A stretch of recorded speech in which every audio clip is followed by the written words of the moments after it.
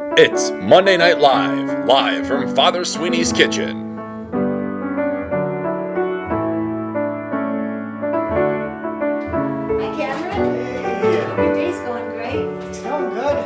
Oh, hey there. Welcome to Father Sweeney's kitchen. Unfortunately, Father Tom is nowhere to be found. But here we are for Monday Night Live. We have Sister Noelle and Sister Denise here. We're back. Hey gang. Oh, he's in her. Hey, there he is. Sorry I'm late. Father? I decided to stop Where at you been? McDonald's, but you know, you can't always count on how long the line is. It might be 35 miles, and today it was. McDonald's. McDonald's. Oh my gosh, I McDonald's. got you some fries. Oh, yeah. I had This is a here's a fuller one. baby's bag. I'll take that one. You could have this one. Why is that one empty? I'm okay. Well, I was Because snacking. I'm going to eat some of hers. I was snacking I think a little snacking bit. means you snacked a lot because her bag is empty. I wanted to get these because, you know, we're going to talk about Lent and fast food tonight. Great idea. That's a new way to talk about Lent. Lent and fast food. Perfect as far as I'm concerned. It's Yeah. perfect. It's absolutely perfect. Father, I don't know if you remember, but we said we were going to be talking about fasting on Monday, not about fast food. Oh. But I do love these, so Well, you know, thanks. my hearing's not quite as good as it once was. You know? But your shopping is good. Yeah, my shopping is good. I don't know. Well, Let's continue talking about what can we brainstorm about the future Mondays. What can we talk about for Lent? We could talk about some fish recipes because everybody loves fish. We got to eat a lot of fish coming up. That's a great idea because there's so much you can find online, so many recipes. I do have a couple of cookbooks we could use. Great. I don't know. Let's just keep thinking. All right. How about 101 ways to cook eggs? Is that better? Well, yeah, if you really like eggs. Well, let's just keep thinking. It'll come. There's got to be something. What about abstaining and fasting? Because that's kind of a confusing topic. I don't know which is Yeah, which. it's confusing for me too. One of Yeah. them is only for those over 14, right? And then one of them is for 18 to 59. I like the second one, since I'm over 59, so I kind of like that. Since it fits my age group. It works out perfectly for you. It does. Well, that would be fasting then. Yeah, that's fasting. I think I could do something with that. I could do a talk about that. Are you sure? Well, we'll see. We'll see. You know, it's been a long time, but I've been doing it for a long time. I ought to be able to say something about it. Well, let's just think about this at another time. But fasting might be a good idea if you could do that, Father. Okay. So let's go on to shepherding. Oh, I love That sounds shepherding. good. Okay, Yeah. sure. Just Hey. like last week, huh? Yeah. That's when Sister won all that money. $300, that's a lot on a nun's budget. Did that come from Right. the shepherd himself? No.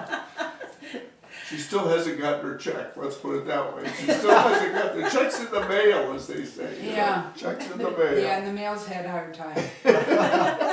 This is Shepherding. Let's meet our contestants. First, the pastor of St. Anselm Parish. It's Father Sweany. She's a pastoral associate here at St. Anselm. Sister Denise Marie. Still in school, transitional deacon. It's Deacon Cameron. And your host, Sister Alex. Well, here we are, second night of shepherding. Last week, if you remember, Sister Denise Marie walked away as our winner. Let's see how she does tonight. It's, as they say, anybody's game. Our topic tonight is fasting. Looking at our chart, there are 3 items, one for $100, one for $200, and one for $300. Please remember, contestants, to form your answer as a question. And so, let us begin. I'll take fasting for 100.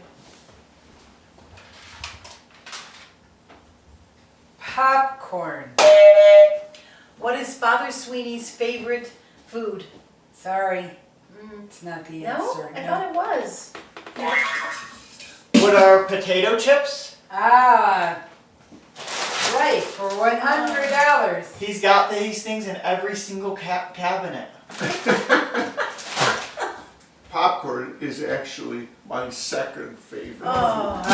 It's always at the ready. It's always got the popcorn right in it. It's ready to go. All it needs is the oil and we're all set. That's why I Thanks. thought it was your favorite food. That's it. Yeah. I have a lot of favorite foods. That's my problem. Thanks for sharing, Father. Popcorn is number 2. Okay, Cameron? Fasting for 200.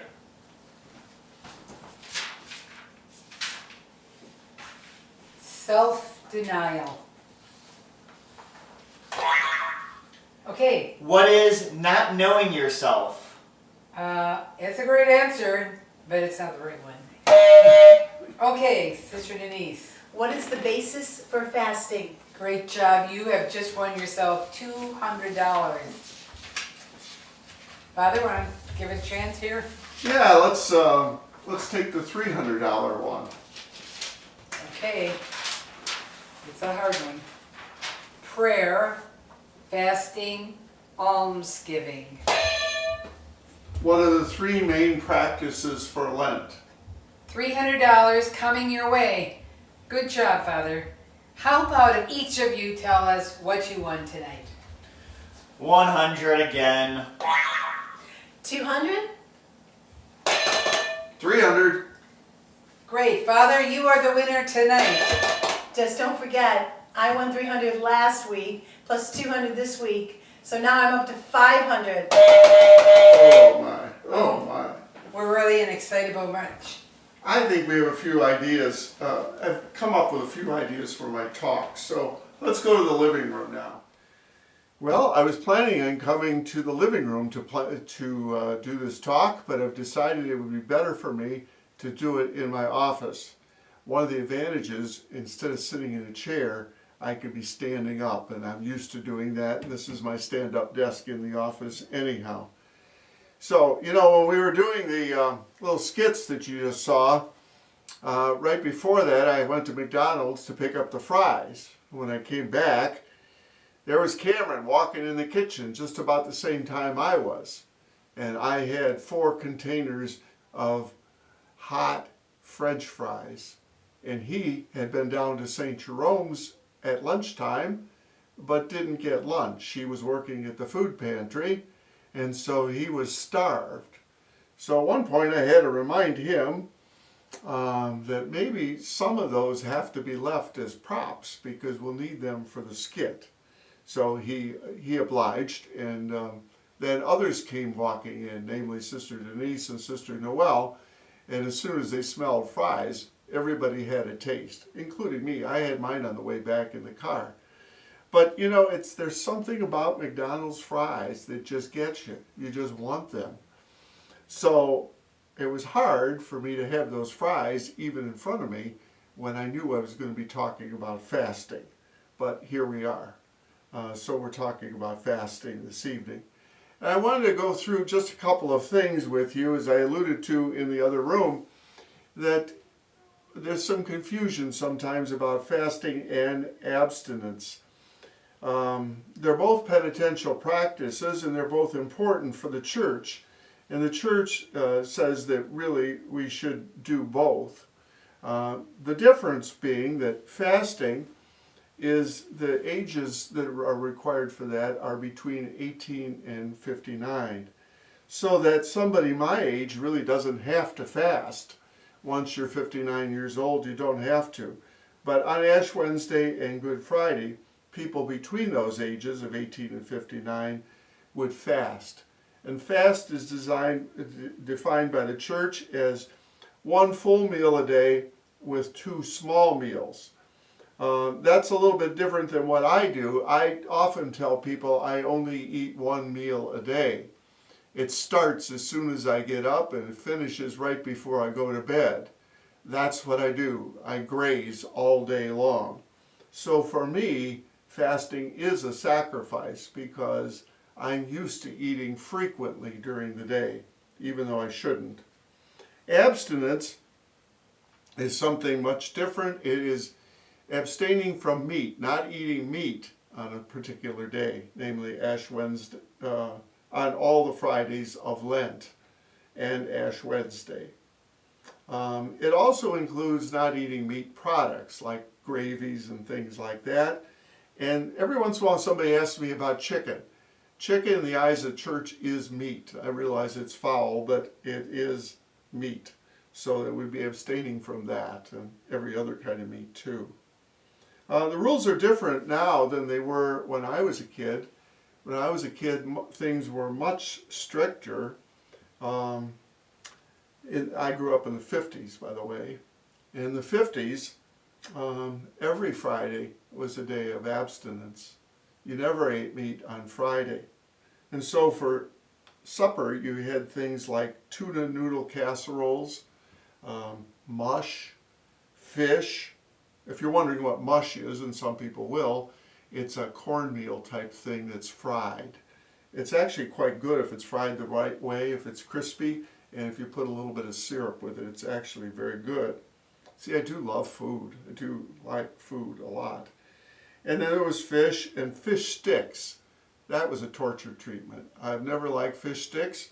You might as well just take cardboard and bread it. It probably tastes about the same way.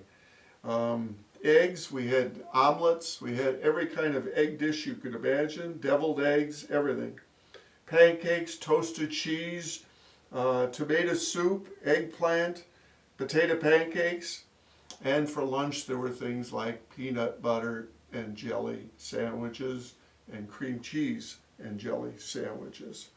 So it's a little different, and back then too, the adults had it really hard during Lent because they only ate meat at one meal a day. Kids could eat meat every day during Lent, but adults would only eat meat at their supper meal.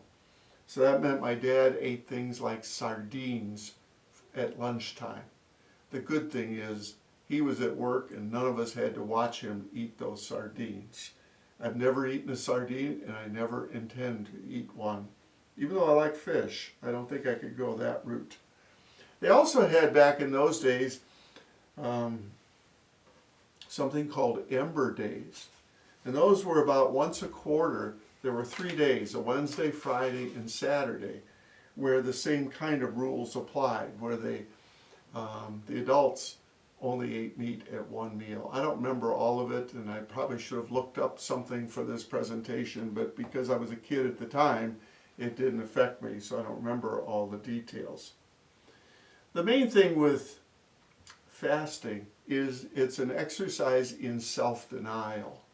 It is really denying yourself something that you want, something that's good.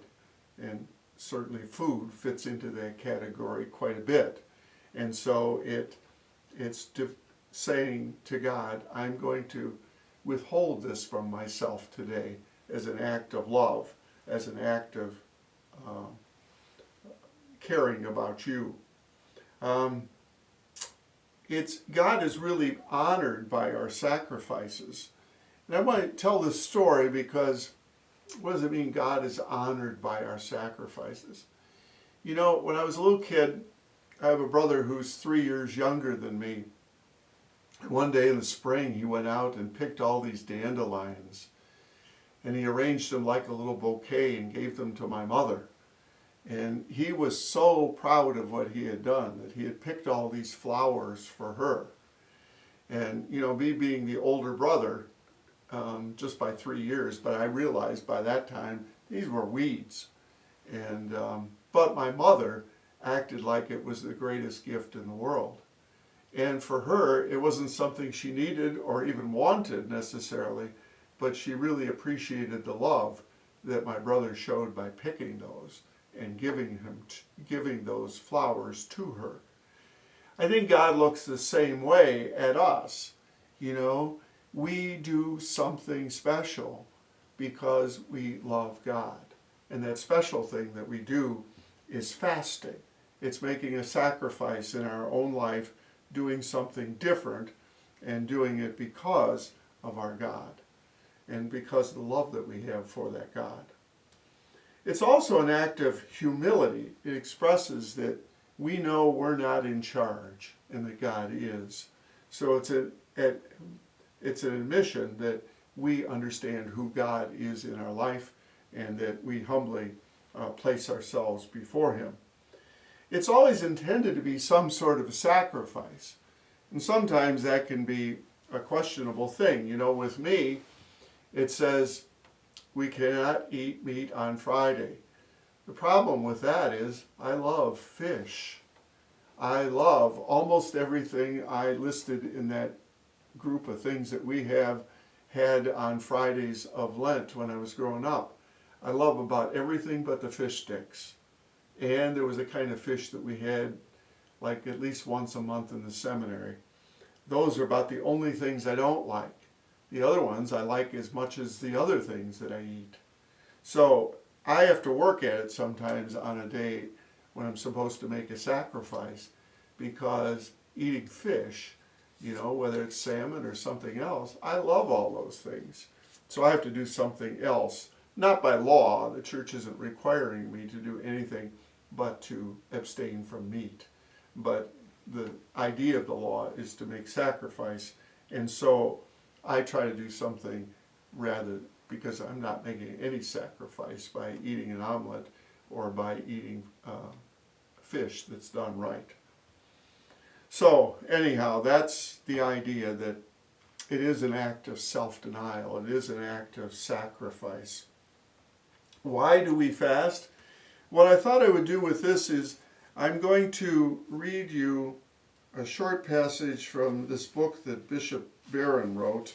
It's the one I've been using during Lent for those Zoom things that we're doing on Tuesdays.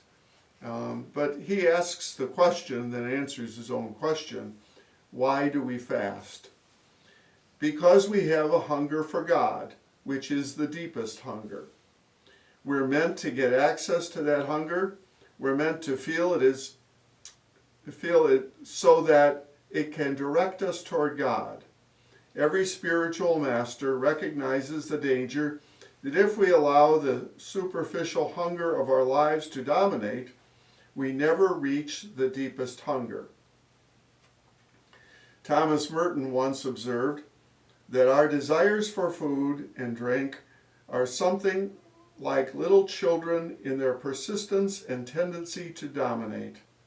Unless and until they are disciplined, they will show the functions of the soul according to their purpose. And fasting is a way of disciplining the hunger for food and drink. It is a way of quieting those desires by not responding to them immediately, so that the deepest desires emerge. Unless you fast, you might never realize how hungry you are for God. It'll be St. Augustine that kind of follows that logic, because he says, our souls are restless until they rest in thee. So it is this idea of hunger for God that is important in our lives, and sometimes we don't realize it. Even, sometimes when we go looking through the kitchen, we're looking and looking and looking, and then we say, well, there's nothing here. There's nothing in the refrigerator. There's nothing in the cupboards that I want. And we probably realize we didn't need any food anyhow. We weren't really hungry for food. We were hungry for something, but it wasn't food. And Barron would suggest that that we're always searching for God. We're always reaching out for God, and sometimes we think we satisfy it with something else. His reminder would be, we're always wanting God. I want to take a look at the scriptures because they have some reference to fasting. Really, in the scriptures, fasting is often a token of our sorrow. It's a sign of repentance. It's more than saying I'm sorry, it's demonstrating our sincerity, that really we are sorry from the depths of our heart, and that fasting demonstrates that. It often accompanies prayer in the scriptures, and it often intensifies prayer, so that if somebody is really sorry for something, they not only or really want something, they pray to God and they add in fasting to intensify it and say, I'm really serious about this, God. I really want this. I need this.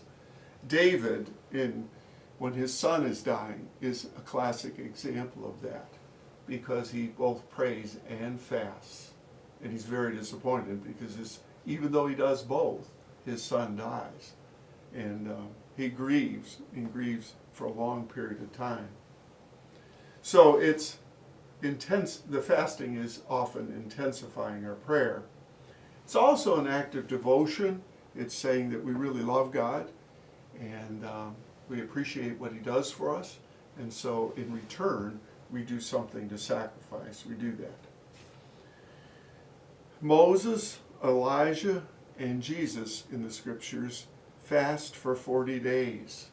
You know, the one that is most familiar to us is Jesus going out in the desert and fasting that way. He does that before his important work, and he does it to be alone with God. He does it so that he can pray, and so he's praying and fasting, intensifying this prayer before he ministers in his Father's name. Then, you know, he knows what that's going to lead to, too. And so it's a difficult time for him. He's tempted not to do it, as we had in the readings Sunday last. And but it is a reminder to us that even Jesus fasted. The Pharisees at that time, too, fasted.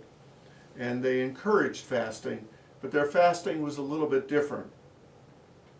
They did the fasting more for show, and they liked to brag about their fasting, and they liked to ridicule people who didn't fast and say they were lesser in some way. They even go after Jesus, and Jesus challenges them right back, of course.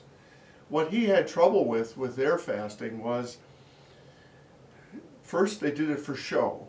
It was just something they were doing so that they could look good, and Jesus would know that that was never the intent of fasting.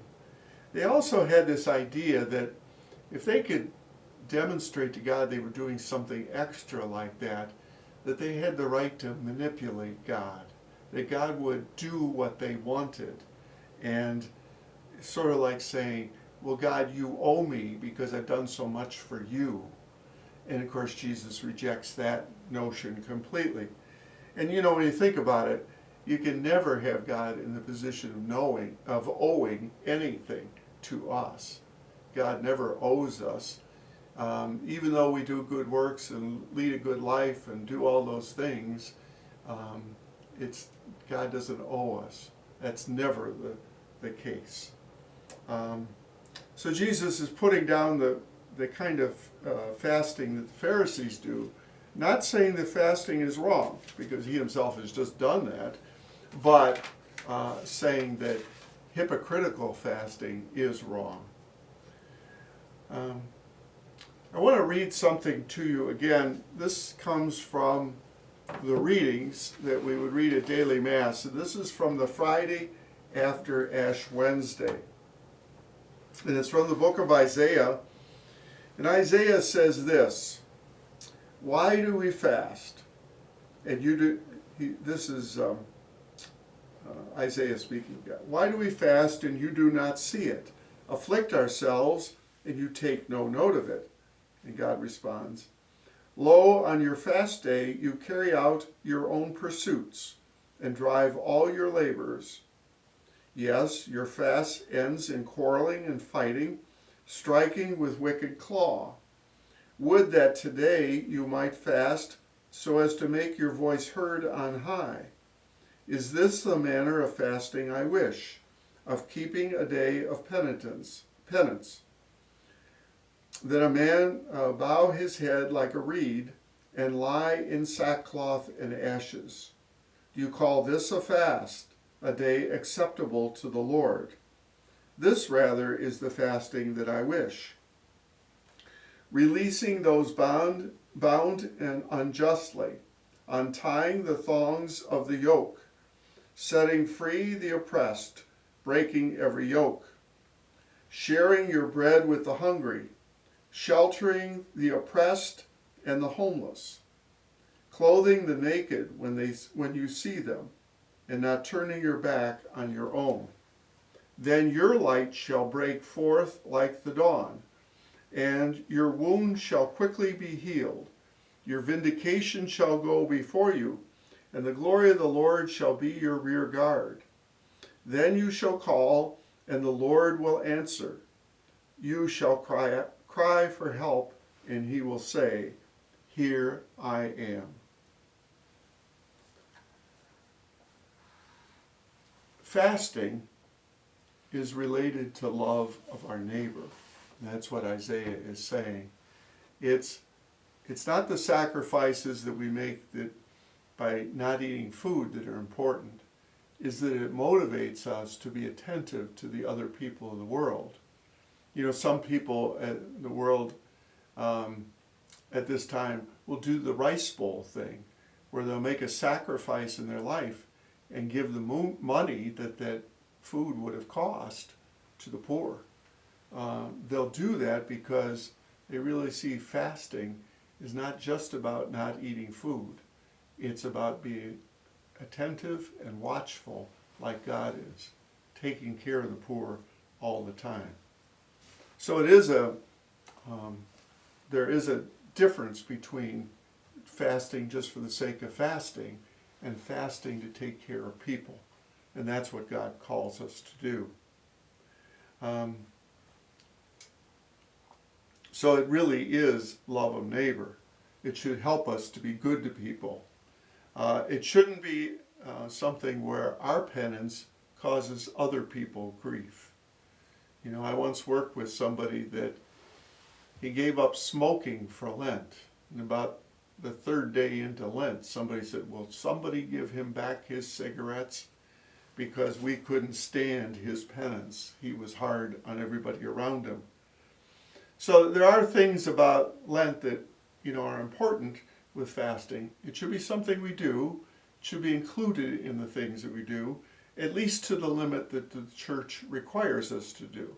We don't have to go beyond that unless we choose to. But sometimes it is good to choose beyond that. And to maybe make a thing of 1 or 2 days a week that we choose to fast, in addition to what the church would ask us to do. Why is fasting important? I think it's simply because it's done for the love of God. It's our way of demonstrating, maybe to ourselves, that we really do appreciate what God does for us, and in return, we have some discipline in our lives. It's really about self-denial, that everything isn't about what we want and when we want it and all that sort of thing. It's saying we're going to step back from that and have discipline and training. And the training is going to be like what the baseball teams do right now. They get in shape so that they're ready to play when the season starts. I'm always thrilled by that because, you know, I love baseball. But it's one of those things that once the team goes through spring training, they're better able to take on the season. And that's what fasting is about. It's about the kind of self-denial that makes us ready to take on temptations in life like sin.